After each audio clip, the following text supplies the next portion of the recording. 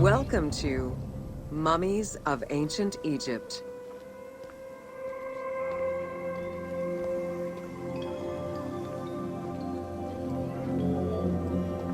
The mummification process used by ancient Egyptians was highly ceremonial in nature. The different types of mummification took into account the social level and richness of the deceased and even included animals. The most expensive was that reserved for the pharaoh and the royal family, as well as some of the wealthiest members of the court.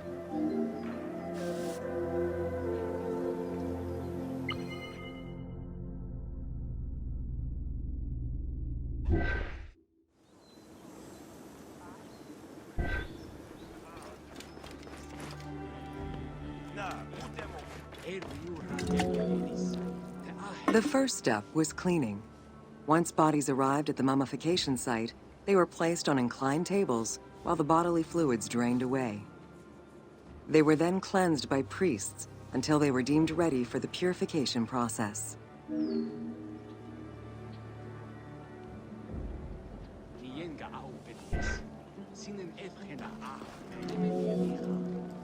The purification of the body began with a libation from sacred water. The priest then fumigated the body with terebinth resin. After the ritual cleansing, priests used oils, spices, and all kinds of essences to further purify the body of the deceased. Finally, all body hair was meticulously removed.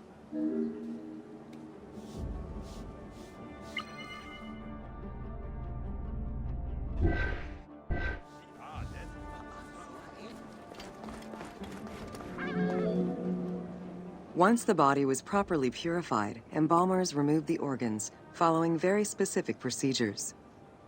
First, the brain was extracted by inserting a spoon through the nostril to break the ethmoid bone. Then, using a spatula, the pieces of the brain were removed as thoroughly as possible. What matter remained was extracted after a process of liquefaction, achieved through the use of a caustic liquid. The cranial box, once emptied, was rinsed and disinfected with palm wine, and then stuffed with strips of linen cloth and liquefied resin.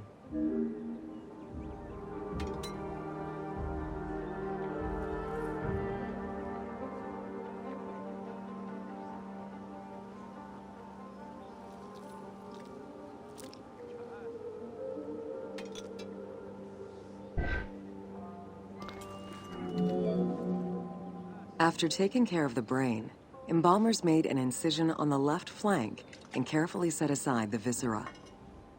The inside of the body was also rinsed with palm wine. Then the embalmers filled the belly with pure myrrh, cinnamon, and other perfumes and sewed it shut. The removed viscera were washed in palm wine and packed in crushed herbs before being placed in canopic jars.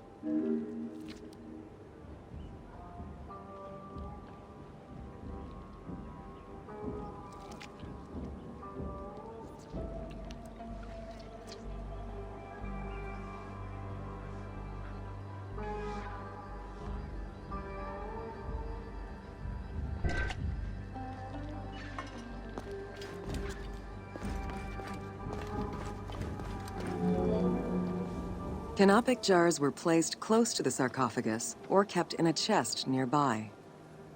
At first, the viscera were wrapped in tissue and placed in the vases. As the ritual requirements became more elaborate, ointments, spices, and even water and natron were added to the process.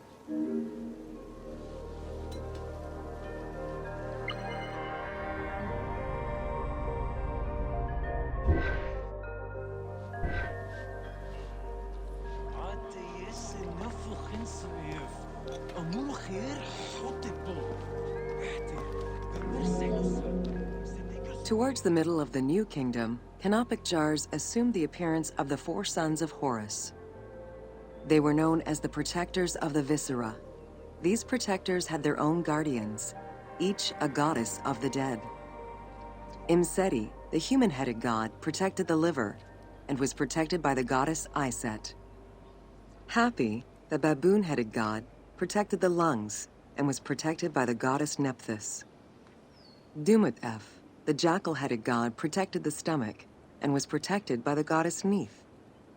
And finally, Qebehsenuef, the falcon-headed god, protected the intestines and was protected by the goddess Selket.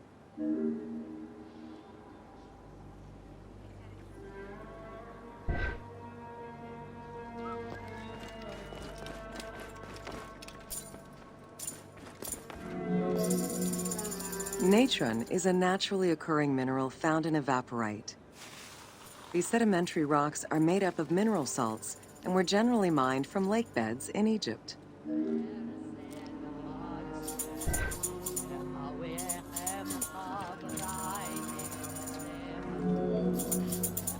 Embalmers used natron as a desiccant to dry the flesh and stop the corpse's putrefaction process. Once the body was cleansed and eviscerated, the deceased was covered in natron for about 40 days. Once desiccated, the body was prepared to be wrapped in strips of linen.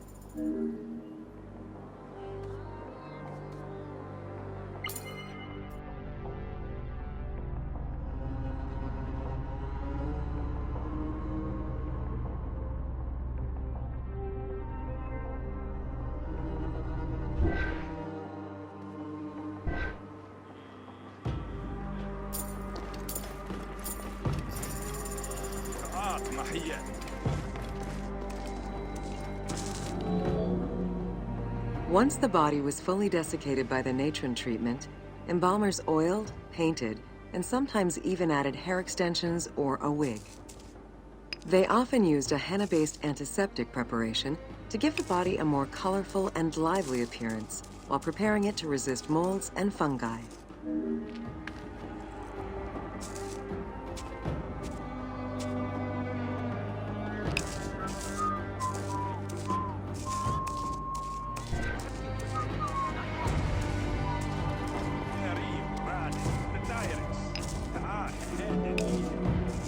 Next came the phase which gave mummies their most well-known appearance, the wrapping.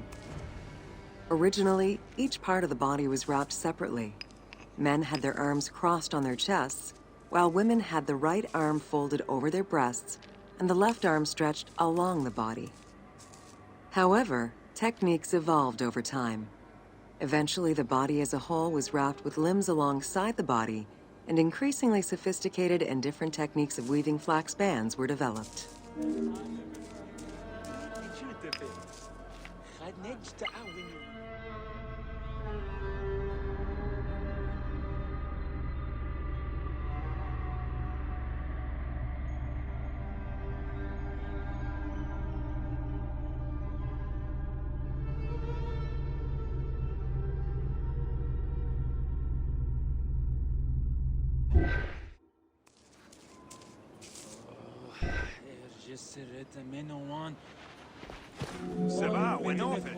In addition to the jewelry and amulets arranged on the skin of the deceased, amulets were also carefully inserted into the weaving of the linen strips.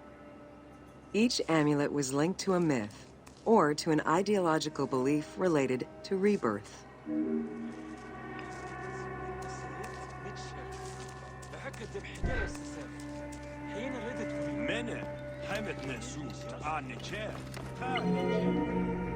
Masks were an important part of a mummy's finery. Early wooden funeral coverings were very expensive, however, and soon replaced by masks created through a technique known as cartonnage. Masks fashioned with this method were created by laying several layers of linen or papyrus pulp on a base made of mud or straw. Cartonnage was used for more than funerary masks. Ornaments and the animal coffins of the late period were also made in such a fashion.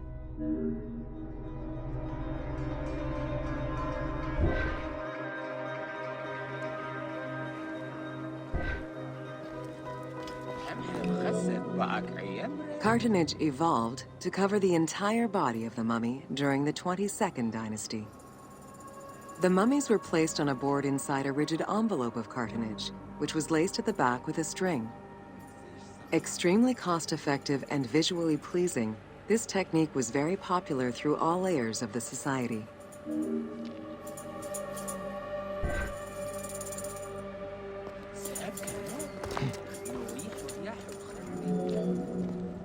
Cartonnage envelopes were usually covered with inscriptions and polychrome decorations, specifying the names and titles of the deceased, scenes depicting daily life, or decorations specific to the funerary world.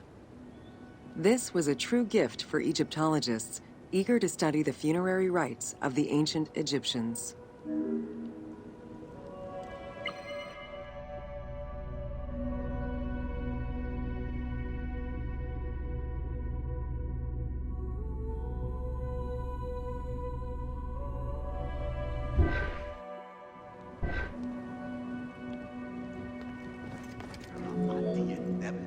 Once the mummy was properly wrapped and adorned, the embalmers proceeded with the ceremony of the opening of the mouth.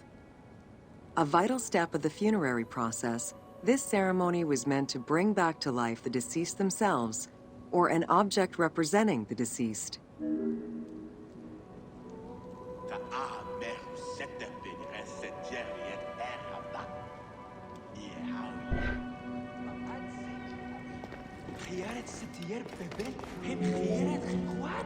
There were no less than 75 different stages for the opening of the mouth. It required the application of the same oils, ointments, spices, and perfumes used during the mummification process. Makeup was sometimes part of the process as well.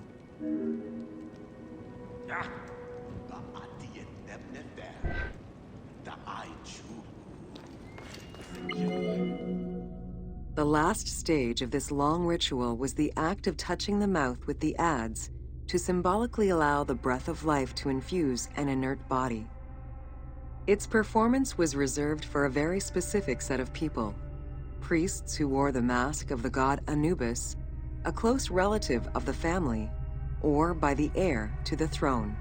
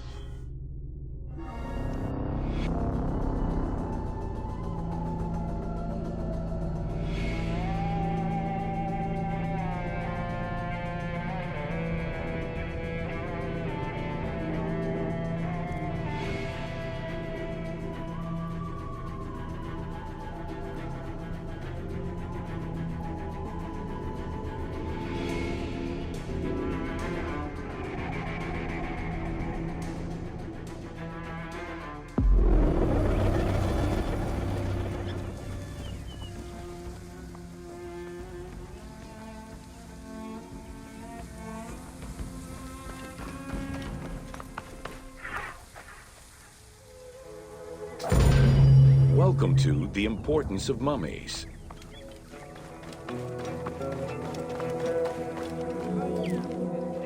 The first hieroglyph for embalmer appeared in pyramid texts of the Old Kingdom. It is likely that embalming was a trade that progressed alongside the evolution of ancient Egyptian funeral practices. While we still know nothing of how embalming came to be a profession, we do know that embalmers had a hierarchy, and that each embalmer specialized in a specific phase of the mummification process.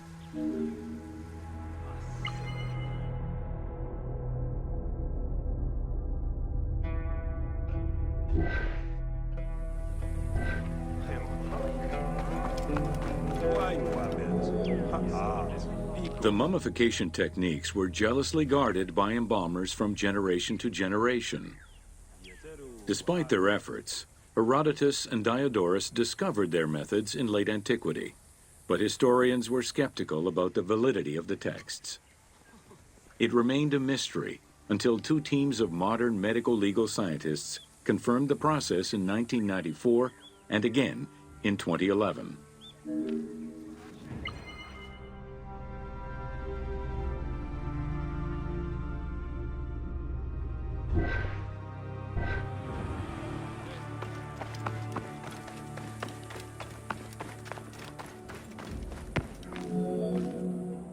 The Uabet, meaning the pure place, was where the embalmers mummified the bodies of the deceased. Until the end of the Middle Kingdom, it was located in tents at the edges of the city due to the smell of decomposition. In the New Kingdom, however, the Uabet was located within the city limits, though still in open-air spaces. In the same way that the practices and techniques of mummification evolved, so possibly did consideration towards embalmers within ancient Egyptian society.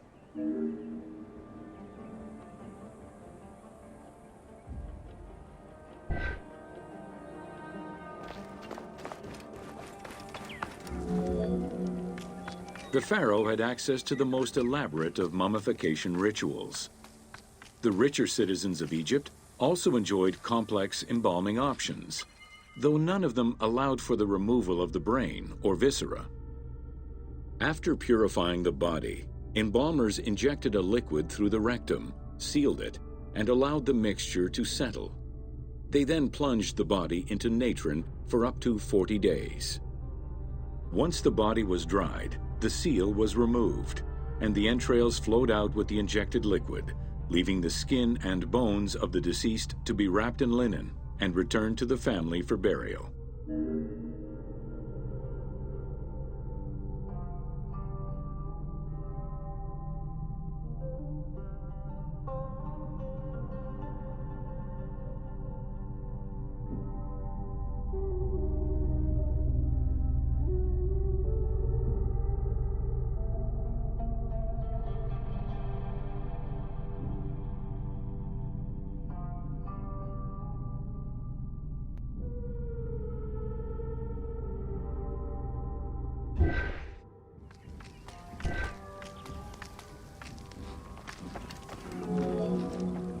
The least costly embalming option was for the embalmers to simply inject a product called surmaya and immerse the body in the natron for up to 40 days before handing it over to the family. For all those who could not afford any embalming process, desert burials offered a pauper's alternative to preserve the bodies of the dead.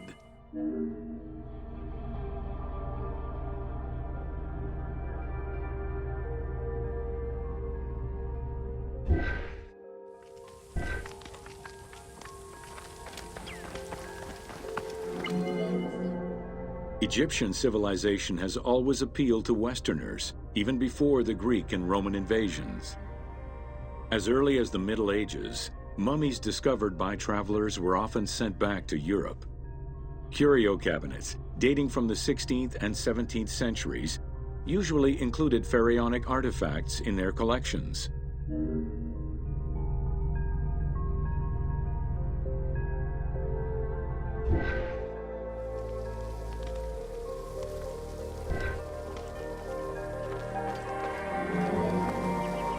The Egyptomania phenomenon was heralded by Napoleon Bonaparte's Egyptian campaign, which lasted from 1798 to 1802.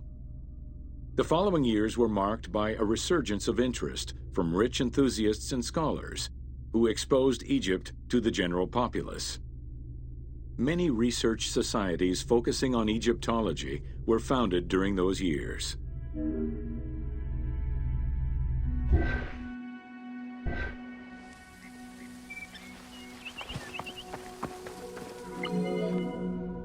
By 1868, mass tourism began in Egypt under the aegis of the Cook Agency. The rich would indulge in leisure trips to Egypt and bring back mummies. Upon their return, they would organize evenings that consisted of unpacking mummies and removing strips of linen and amulets layer by layer. These were considered the shining cultural events of the season. The Egyptian collections of many a museum were founded as a consequence of this mass pillaging.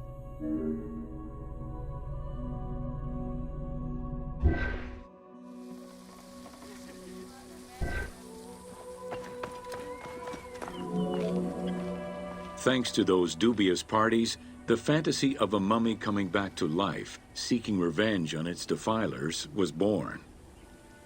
The mummy malediction myth has remained steady in popular culture ever since, particularly in written media and cinema.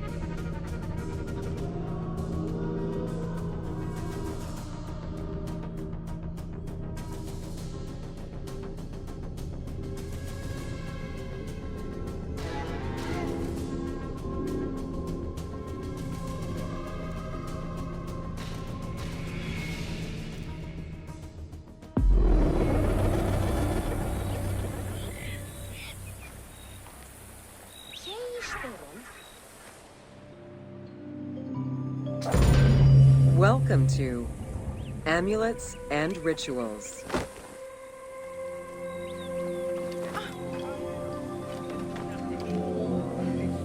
Ancient Egyptians believed the world was a chaotic place, filled with supernatural forces. They knew that art and words gave life and power to things. Carved with images from hieroglyphs or in the shapes of gods, amulets were highly personal objects that warded off dangers and disease while attracting success. Some amulets were temporary, intended to solve a specific problem, while others were meant to be worn forever into the afterlife.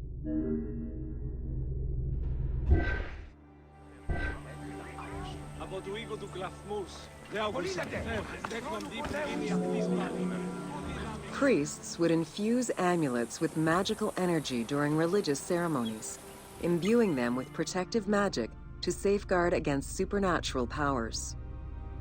The wealthiest of Egyptians could obtain a divinely ordained pendant in which was hidden a magic formula inscribed on a piece of papyrus. It would act as a unique spell tailored to the owner.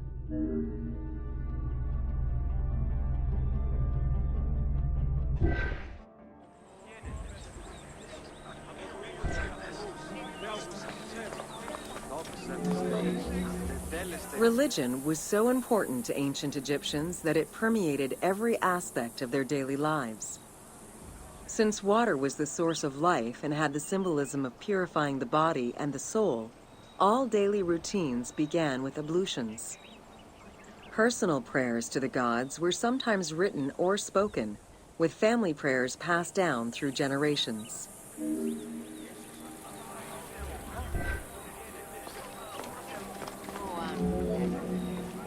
There was a complete calendar of each of the religious days, both good and bad, illustrating the appropriate daily rituals.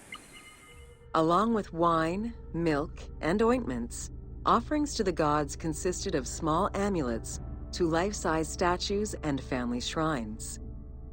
During the Greco-Roman period, offerings to the gods consisted of mummified animals, cats for Bastet, dogs for Anubis, and birds for Thoth.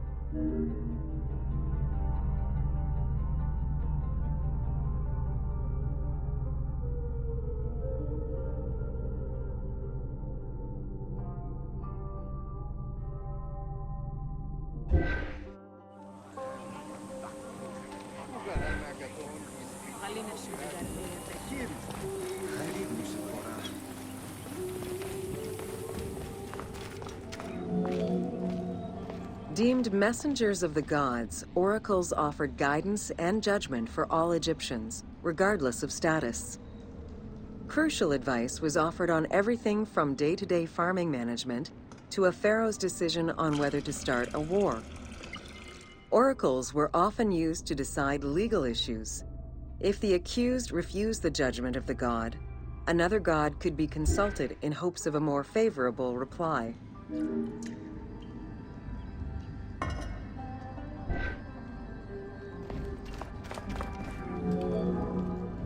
It was oracles that guided the Greek sailor Batos to the coast of Libya, where he founded a colony known as Cyrene.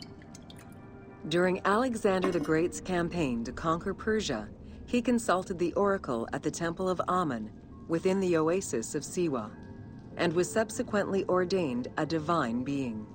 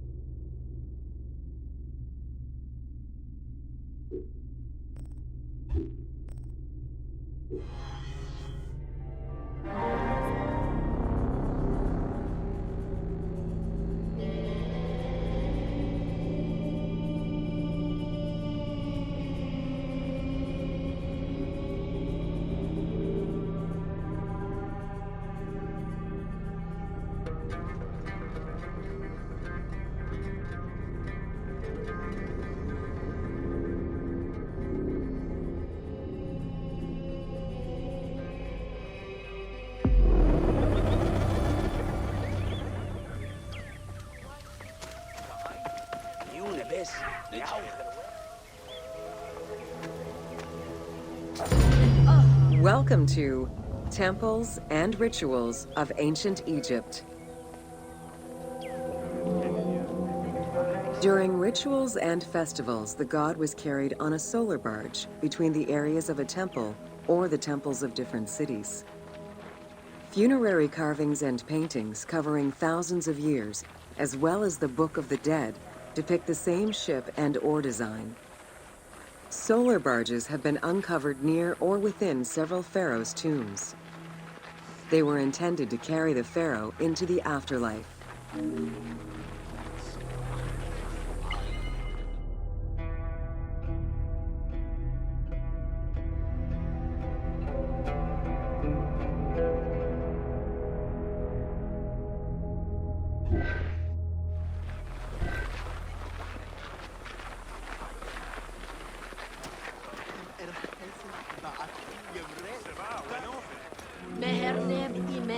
Ancient Egyptians believed that Ra, the sun god, traveled the skies in a boat known as the solar barge. The solar barge was believed to cross over to mythological lands.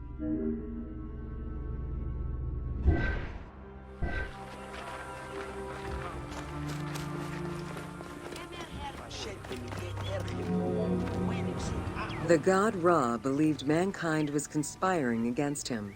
He ordered Sekhmet, the lion-headed war goddess, to kill all humans. To his chagrin, Ra quickly realized that with all humans gone, there would be no one left to worship him. In order to stop the rampaging Sekhmet, beer was brewed and dyed red with pomegranate juice to resemble blood.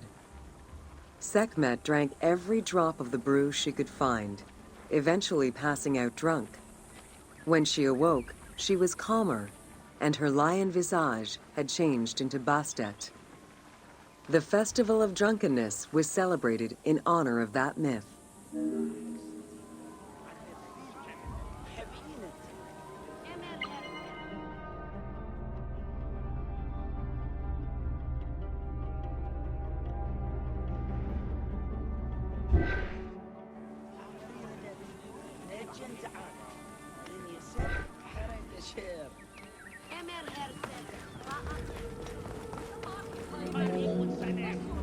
Unlike the daily rituals that took place in the temple and were performed by priests, festivals allowed the entire population of the city to participate. Festivals helped mark the passing of the seasons in the agricultural calendar. In reflecting the cycles of life, festivals offered a sense of consistency and structure for the regular citizens, thus reinforcing the sense of order that pharaohs were to provide for the citizens of Egypt as part of their godly duties.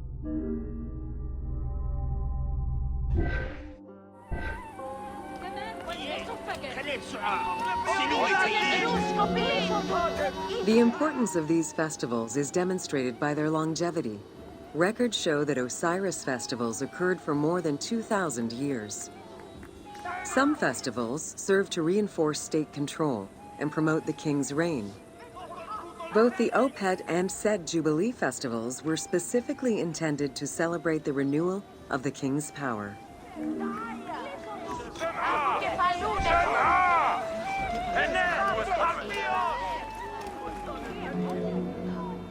The temple hierarchy consisted of high priests, several types of priests, scribes, and servants. The high priest was known as the prophet. Some divinities had up to 4 prophets, and they were the ones to perform the most advanced and complex rituals.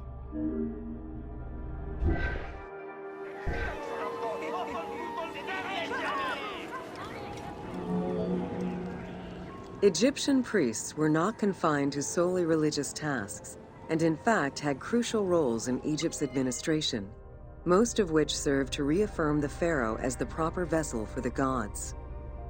Their focus within the temple was centered on the proper conduct of daily divine rituals, rather than as custodians of dogma or the indoctrination of individuals.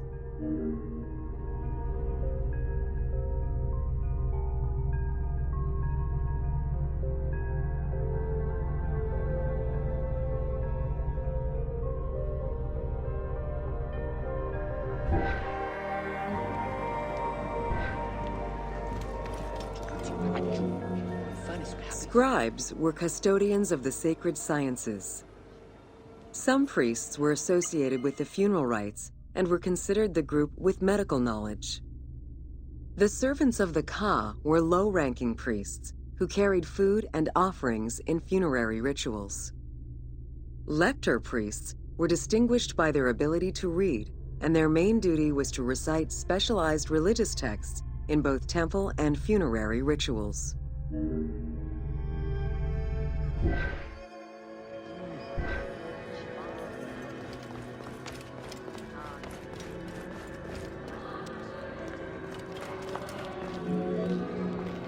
Priests and all the officials who served the temple worked only 3 months a year, with each period separated by a quarter of inactivity, at least within the temple compound. Each outgoing group handed over the temple and their tools to the newcomers. Only the high priesthood remained in permanent office within the temple.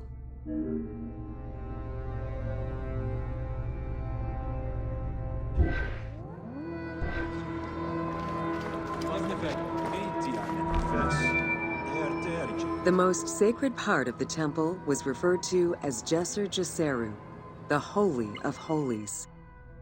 The most sacred inner sanctuary was where the shrine to the temple deity was located. Only priests were allowed within.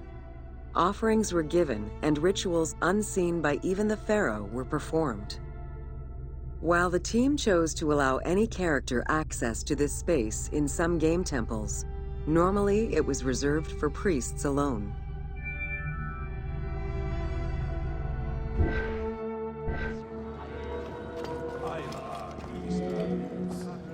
Pharaohs and their priests often chose the site of these sacred temples because of some mythological connection or an alignment with the cardinal points and certain stars. Once selected, a foundation ritual was performed. The pharaoh was required to complete 10 steps in the ritual, which required a mix of offerings as well as specific construction techniques. Once the temple was complete, construction of the chamber containing the shrine, or naos, began.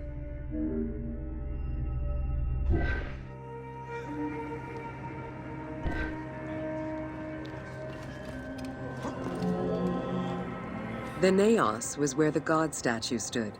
The representation of the deity was usually in stone or wood and decorated with gold, silver, and precious stones. Smaller temples had only one naos, while larger complexes, such as the Temple of Karnak, had many chambers to honor gods, such as Amun, Ptah, and Osiris. Each statue was believed to be a receptacle for the presence or essence of the gods Ka, enabling it to take a physical form. Through the statue, the god came to the shrine to eat, drink, and communicate with the pharaoh, or with the priests standing in for the pharaoh.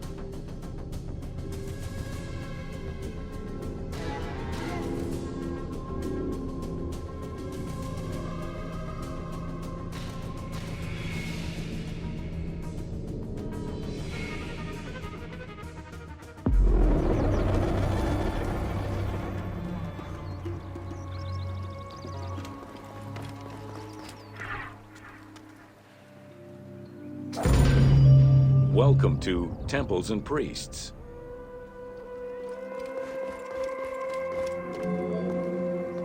From its foundation, the city of Memphis favored worship of the god Ptah.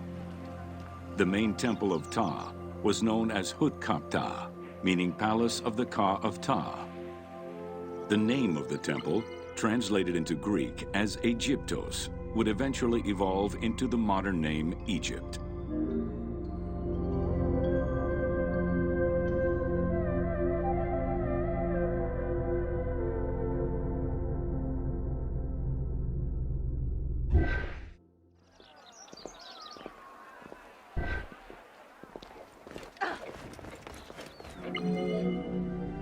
Temples were the center of religious, political, and economic life in ancient Egypt. These sacred places were viewed as the literal home of the gods and goddesses. As such, every aspect of them required care and reverence, all of which was accomplished through elaborate ritual.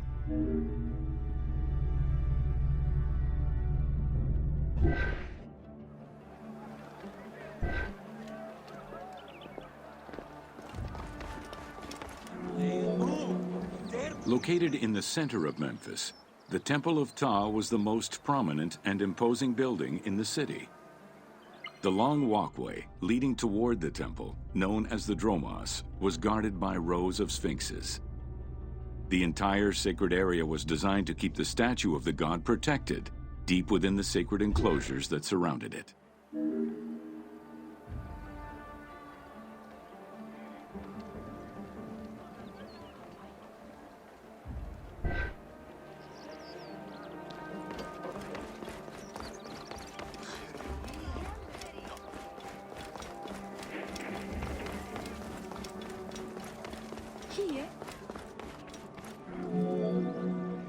The Dromos opened into a courtyard, with the surrounding portico graced with columns carved to resemble palm trees. During special festivals, the general population was allowed to enter this location, but under no circumstances would they be allowed into the sacred spaces beyond the courtyard.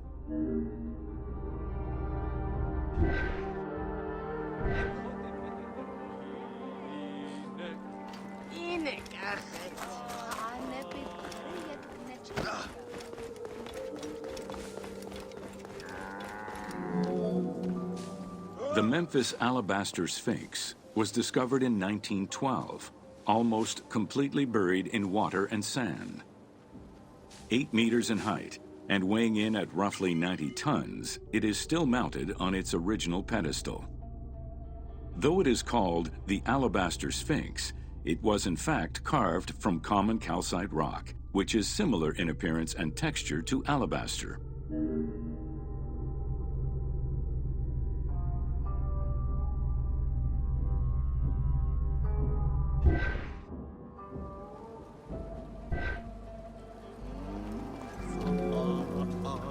erosion has destroyed the original engravings, making it difficult to determine when it was created.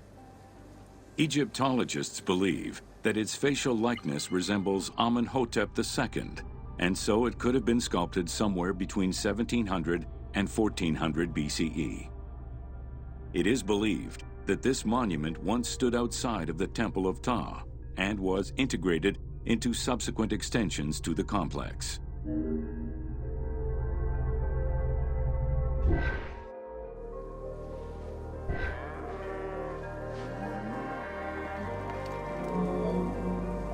The size of the imposing sculpture reflects the importance it had to the temple during the New Kingdom.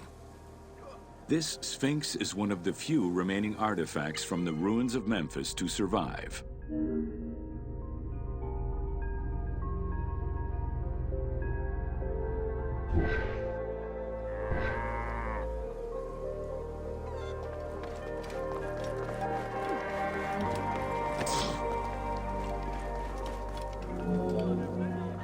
In Egyptian culture, some animals were associated with gods, while others were considered to be living gods. The Apis bull was believed to be a divine entity. The earliest mention of the Apis bull in ancient Egypt goes back as far as the first Egyptian dynasty.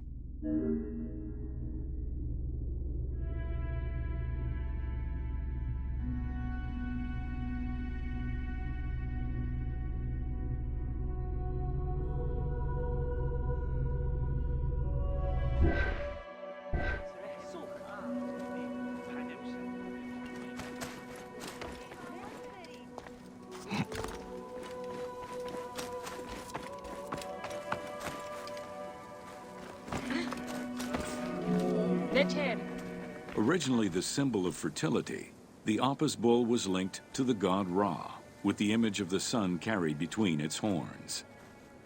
Later it was associated with Osiris, the ruler of the underworld, thus becoming the funerary divinity Osorapis. During the 18th dynasty in Memphis, the Apis bull's association with the city's deity earned it the title Herald of Ptah.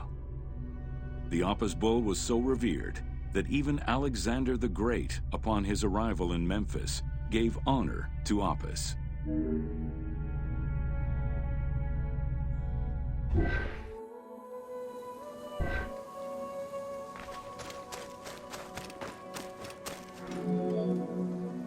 The Apis bull lived with its harem in a sacred barn located in an enclosure in the Temple of Ptah. Each bull bore 29 signs representative of its divinity. Among them, the bull had an eagle-shaped mark on its back, a double tail hair, and a scarab-shaped mark under the tongue. The signs were intended to correspond with the lunar cycle. After its death, Egyptians would search for its reincarnated form among the livestock.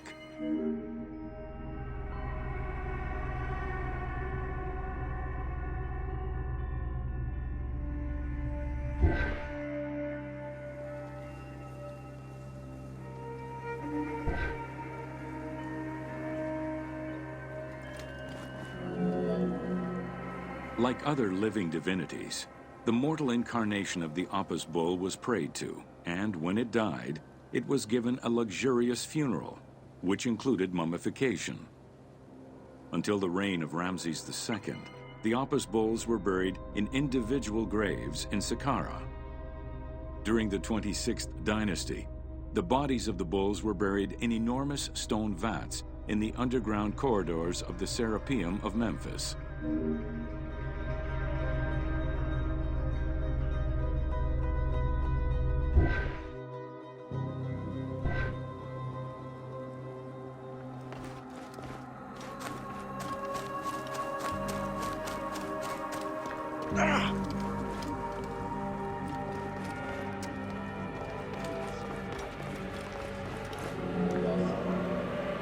Ancient Egyptians believed that temple rituals were essential to maintain order in the cosmos and allow communication between humans and gods.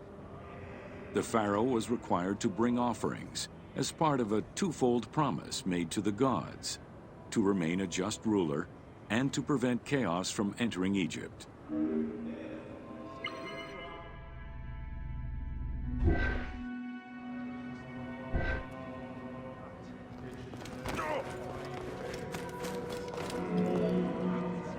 Details of the ceremonies found on temple walls provide a thorough overview of the stages of the daily ritual. Performed 3 times a day to mirror human mealtimes, each step of the highly symbolic ceremony was accompanied by specific recitations, many of which referred to mythical events.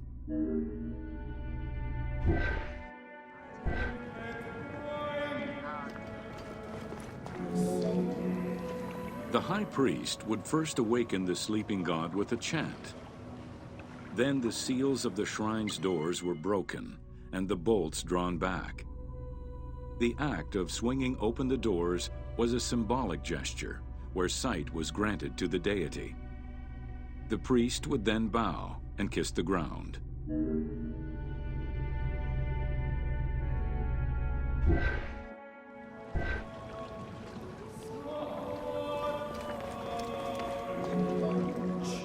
The god was then washed with incense-infused water and its mouth rinsed with mineral salts. The cleansing was followed by adorning the statue with jewels and royal garments. The final ritual required the priest to sweep away any footprints in order to prevent evil from approaching the god.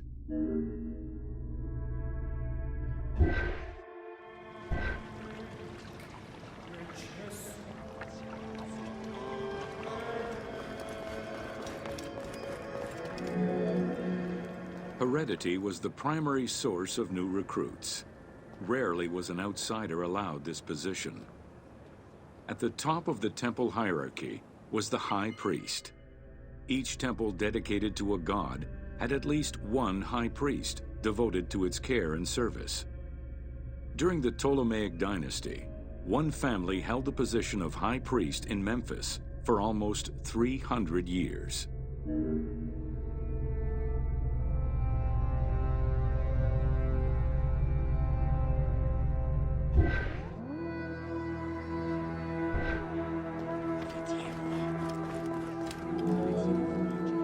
High priest candidates made their way up the ranks of the temple hierarchy. The one chosen to occupy the lofty position of high priest was usually confirmed by the pharaoh. Several of the high priests were also important officials in the government. Families sharing the highest priesthood titles tended to make many alliances, thereby gaining more land and wealth. Shifting balances of power sometimes resulted in more or less open conflicts between the priesthood and the pharaohs.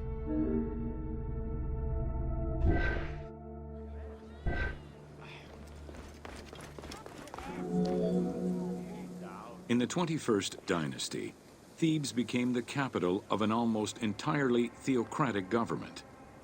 The city was headed by king priests who spoke and governed in the name of the god Amun, in open opposition to the ruling pharaohs. These king priests caused a massive decentralization of power, known as the Third Intermediate Period.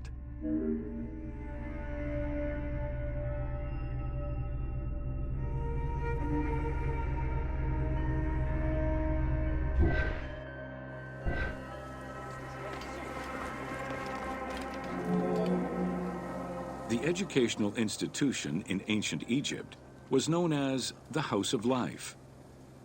Attended by the offspring of the elite and the clergy, it was a place tailored to the social status of its attendees. The earliest references to this type of institution date back to royal decrees of the Old Kingdom.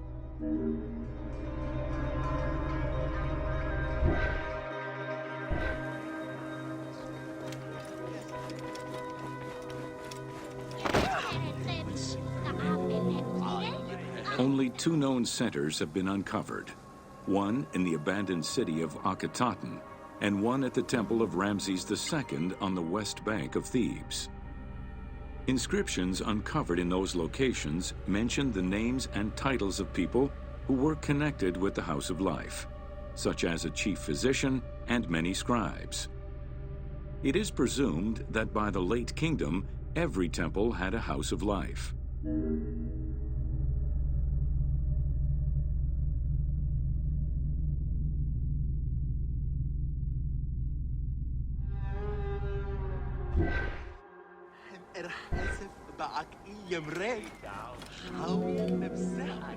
The House of Life offered training for the elite, destined for occupations such as astronomers, doctors, veterinarians, diplomats, architects, translators, or theologians.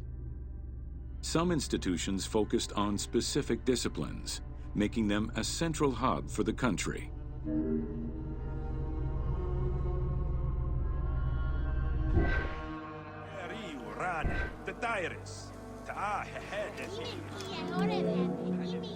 Not limited to instruction for young students, the House of Life was a source of reference for many scholars, with rooms dedicated to papyri of many disciplines. Because papyri were preserved there, the Greco-Romans referred to the House of Life as a library.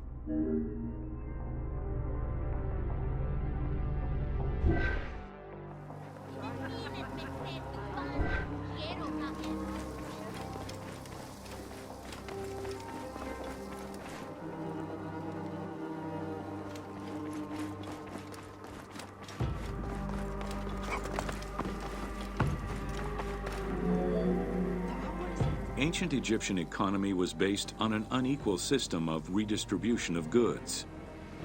The state of Egypt collected the crops, and the temples distributed them throughout the provinces. Since the only people capable of counting and ensuring a fair redistribution were the educated scribes, this meant that the temples played a pivotal role in this process.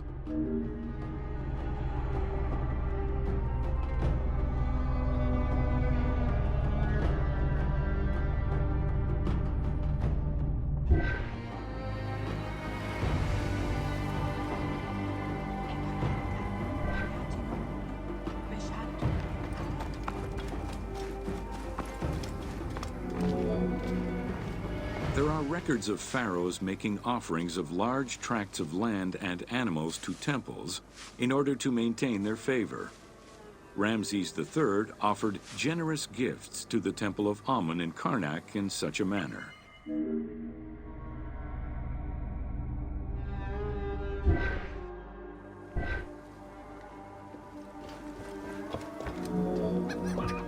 Palaces, warehouses, and granaries were built inside the temple compound to better control the redistribution of goods. The size of the recorded numbers of goods, combined with every other function filled by temples, only serves to confirm their might as economic, religious, and political centers of power within Egypt.